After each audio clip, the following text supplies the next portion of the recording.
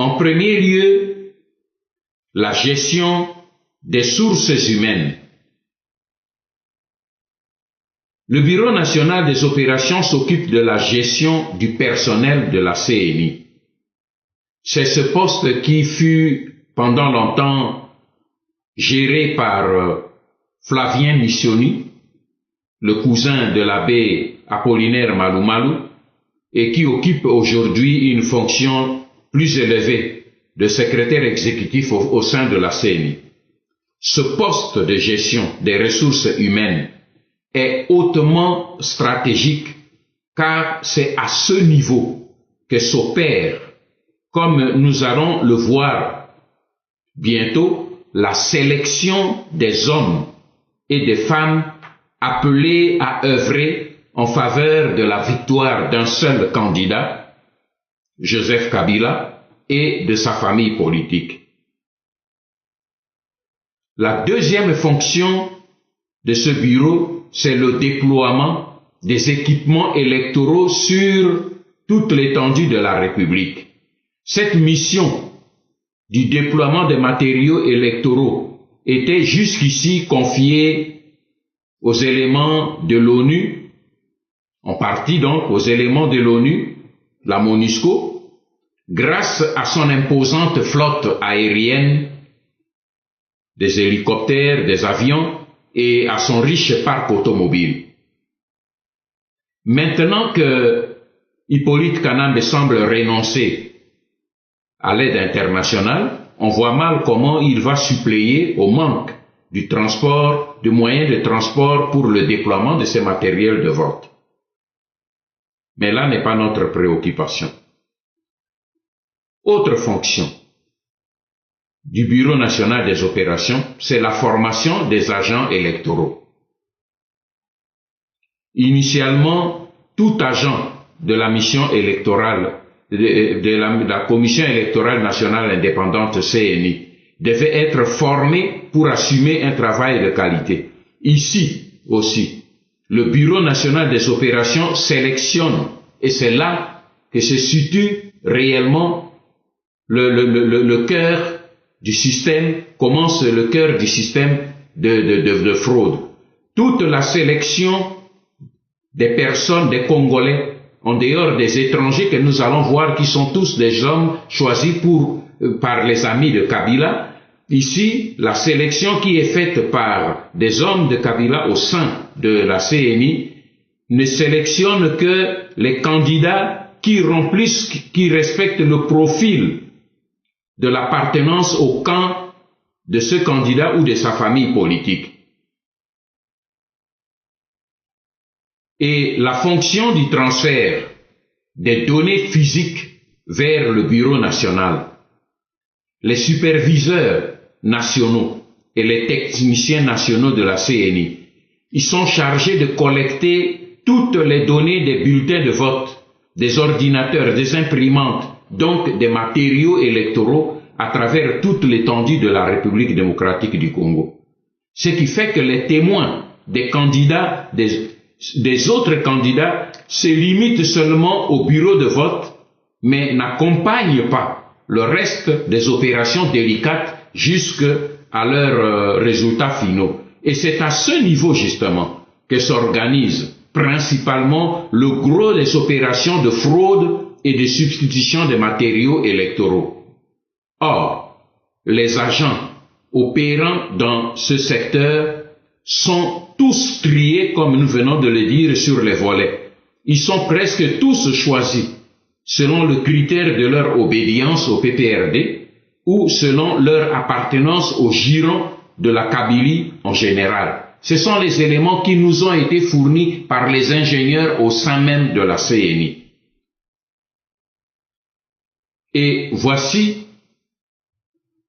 j'ai essayé de relever au travers de ces documents très techniques mais très détaillés et très fouillés, les quelques éléments du piège que j'aimerais vous présenter pour la compréhension de l'impossibilité d'élire n'importe quel candidat que vous voudrez, il ne sera jamais élu. il y a d'abord déjà le problème du paiement des agents qui travaillent au sein de la CNI. Tous les agents du Bureau national des opérations sont payés par le ministère de l'Intérieur. Et vous savez qui tient le ministère de l'Intérieur, à l'exception des agents du Centre national de traitement qui, eux, sont payés par le programme des Nations Unies pour le développement, la PNUD, et des salaires exorbitants qui varient entre $1 500 à $10 000 par mois. Il y a un deuxième piège que je relève. L'affectation des agents étrangers à des postes clés. Je viens de vous donner les différents postes clés de la CNI. Eh bien, l'affectation à tous ces postes clés que je viens de vous citer, on y trouve des étrangers. Je relève 2 cas. Il y a nombreux cas qui ont été donnés. Il nous a été signalé, par exemple, la présence de 6 informaticiens, tous 6 rwandais, au sein du Centre national de traitement, dont 4 filles rwandaises et 2 jeunes gens rwandais. Ces agents informaticiens, tous rwandais, ont été tous choisis et dépêchés par le gouvernement rwandais pour occuper ces postes stratégiques au sein de la CNI. Il nous a été signalé aussi la présence de 6 informaticiens sud-africains au Centre national de traitement. Ils évoluent comme des électrons libres parce qu'ils traitent directement avec leur pays d'origine d'où ils reçoivent des directives. Troisième élément de piège, c'est le logiciel qu'on appelle doublon. Ce software secret a été créé par des ingénieurs américains d'origine haïtienne affectés au Centre national du traitement de la CNI dès le début. C'est depuis 2005. C'est grâce à ce fameux logiciel que les résultats de vote de Jean-Pierre Bemba en 2006 et d'Étienne Tshisekedi en 2011 ont été complètement trafiqués en faveur d'Hippolyte Kanambe. Les codes sources, comme on appelle, permettant l'accès à ces logiciels étaient exclusivement conservés par les ingénieurs haïtiens américains qui, selon les dernières informations, auraient quitté le pays il y a quelque temps. Et ces logiciels-là sont maintenant gérés exclusivement par les ingénieurs tutsi rwandais et sud-africains que nous venons de vous signaler. Ces détails nous ont été fournis par les ingénieurs qui sont à l'intérieur du CNI. Nous vous les donnons pour que vous puissiez comprendre l'impossibilité pour les Congolais aujourd'hui de pouvoir gagner les élections au travers de cette machine à tricher qu'on appelle la CNI. Et ce logiciel-là a 2 fonctions principales. Il faut qu'on vous l'explique. La première fonction, elle multiplie le nombre des électeurs. C'est là le cœur du système. Parce que ce logiciel-là, doublon, multiplie le nombre des électeurs pour le compte du candidat favorisé. Dans un algorithme conçu et appliqué pour un résultat programmé d'avance.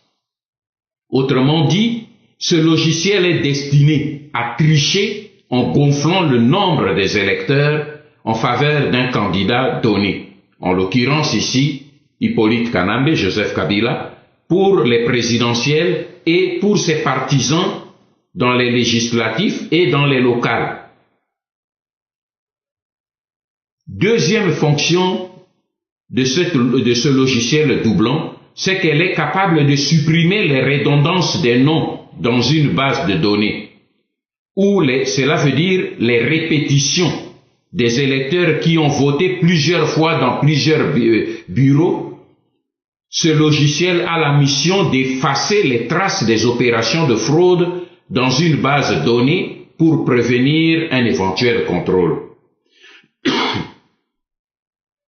La 4e fonction, le vote électronique et les nouvelles machines. Le vote électronique est un système de vote dématérialisé. Le terme désigne aussi bien le vote par Internet, ce qui signifie que le logiciel créé par l'informaticien devra gérer localement le réseau étendu du fonctionnement optimal de vote, le web, ainsi que les machines à voter installées dans toute l'étendue de la République démocratique du Congo. Ces machines sont programmées pour être utilisées pour les présidentielles et les législatives. Cependant, il y a un problème sérieux dans les nouvelles machines à voter, ou le vote électronique, au sein de la Commission électorale nationale indépendante. En effet, le système de logiciels créé et installé dans chaque machine ne permet pas que les ordinateurs se connectent en réseau, ce qui rend opaque le contrôle des données enregistrées durant le vote par chaque ordinateur.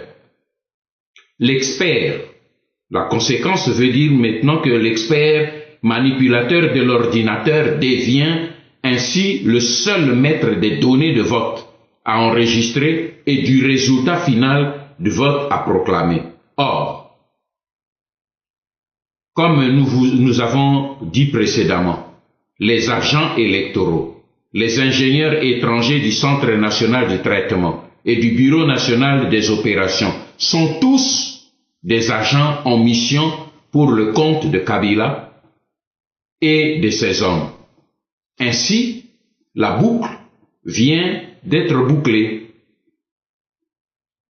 Chers compatriotes, devant le tableau que présente cet ensemble infernal des dispositifs matériels et humains mis en place au sein de la Commission électorale nationale indépendante CNI, comment un homme ou une femme raisonnable peut-il imaginer un seul instant que Kabila et ses hommes puissent quitter le pouvoir par la voie des urnes? Avec une telle machine à tricher qu'on appelle la CNI, comme je viens de vous le décrire, Kabila pourra même faire voter son chien s'il veut. Et voilà pourquoi je vous ai dit maintes fois, mes frères, tant que le régime d'occupation demeurera en place en République démocratique du Congo, les Congolais pourront voter 1000 fois, mais ils n'éliront jamais leur candidat.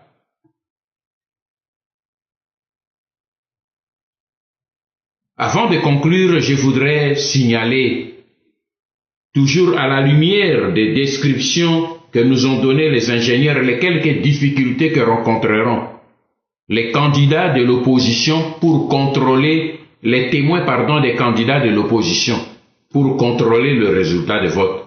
Première difficulté, le logiciel avec son interface Windows ne peut pas se connecter en réseau. C'est la réalité de ce que viennent nous dire les experts techniciens congolais. Donc, aucun témoin des candidats autres que Kabila ne saura contrôler l'ensemble du dispositif électronique parce qu'ils ne sont pas connectés. Ça veut dire que seule la CNU, qui lui appartient complètement, comme on vient de voir, et le ministère de l'Intérieur disposeront des données de l'ensemble du réseau. Deuxième difficulté, les machines de vote ne sont pas connectées ni en réseau local, ni en réseau étendu. Troisième difficulté, les données de vote ne seront pas transférables directement, comme nous ont confirmé les experts, sur le serveur. Cela ouvre la voie aux agents de la CNI à toutes sortes de manipulations des résultats de vote. Quatrième difficulté, il n'y a pas d'accès permanent à l'Internet sur chaque ordinateur local. Il n'y en aura pas. Le vote électronique ne pourra fonctionner partout car plus de 80% du territoire national n'ont pas accès au courant, à l'électricité. Et même là où il y a du courant, il y a le phénomène du délestage. Voilà une autre voie, une porte ouverte à la manipulation. Cinquième difficulté. Les données électorales ne sont pas sécurisées. Les ingénieurs peuvent donc changer le disque dur pendant leur transfert au Centre national du traitement. C'est la méthode classique de fraude que nous connaissons tous. 6. Le système de logiciel créé par la compagnie sud-coréenne n'est pas non plus sécurisé. Il y a donc là une ouverture à la manipulation. Chers compatriotes, comme en 2005, 2011, 2016 et 2017, je suis venu une fois de plus vous prévenir et vous apporter quelques informations véridiques qui prouvent que les ennemis qui occupent notre pays aujourd'hui, par la force et par la ruse, ne quitteront jamais notre pays par la voie des élections que vous chérissez tant. C'est pourquoi je vous demande, une fois de plus, et cette fois particulièrement, de boycotter toute organisation et toute préparation des élections dans notre pays. Je vous demande d'organiser une forte mobilisation de tous les Congolaises et Congolais, de la diaspora et de l'intérieur du pays, pour exprimer à la classe politique congolaise d'abord et à la communauté internationale ensuite votre ras-le-bol et votre souveraine volonté de mettre d'abord fin au système d'occupation avant d'envisager l'organisation des élections réellement démocratiques et transparentes, pas ce que nous venons de voir. Je vous demande enfin d'entreprendre tous ensemble une série d'actions populaires de désobéissance civique pour stopper la spirale de la misère et de l'humiliation, en paralysant le fonctionnement des institutions du régime d'occupation en vue de précipiter la libération de la République démocratique du Congo, notre pays. Vous n'avez plus d'autre voie, mes frères. C'est la seule voie qui vous reste aujourd'hui. Persévérez, persévérez, car, quelle que soit la longueur de la nuit, le jour finit toujours par se lever. Ingeta, que Dieu vous bénisse et bénisse le Congo.